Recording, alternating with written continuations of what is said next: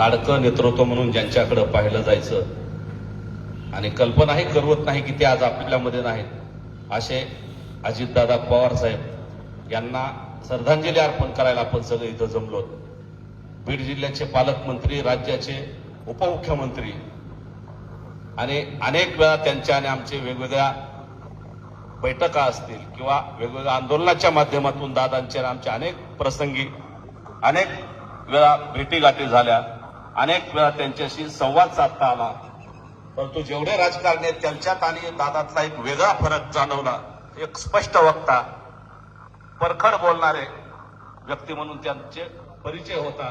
अनेक वेळा आमची खडाजंगी झाली मराठा आरक्षणाच्या बैठकामध्ये किंवा अनेक बैठकामध्ये त्यांचा आमचा वैचारिक वाद व्हायचा. परंतु पुन्हा ते लगेच बैठक संपल्यानंतर स्वतः बोलून सांगायचे की बाबा तेवढ्यापुरतं तो विषय असतो.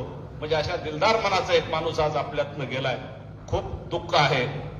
गेल्या 2.5 वर्षात मला एकदाच त्यांना भेटता आलं, परंतु मनोजदादांचं आमचं फोनवरती लोकांच्या कामासाठी अनेक वेळा बोलणं झालं.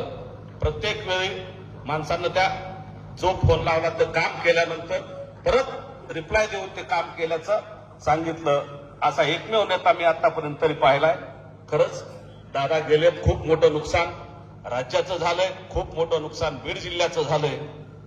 बीड जिल्ह्याचे पालकमंत्री म्हणून त्यांनी आता धुरा हातात घेतली होती आणि बीड जिल्ह्याला बारामती सारखं विकासाच्या मार्गावर घेण्याचं त्यांचं स्वप्न अधुरं राहिलंय. परंतु आदरणीय ताईंच्या माध्यमातून आणि आपल्या सगळ्यांच्या माध्यमातून त्यांचं राहिलेलं पूर्ण आपण सगळेजण पूर्ण करू.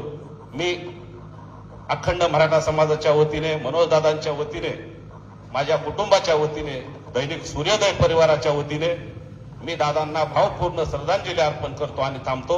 धन्यवाद.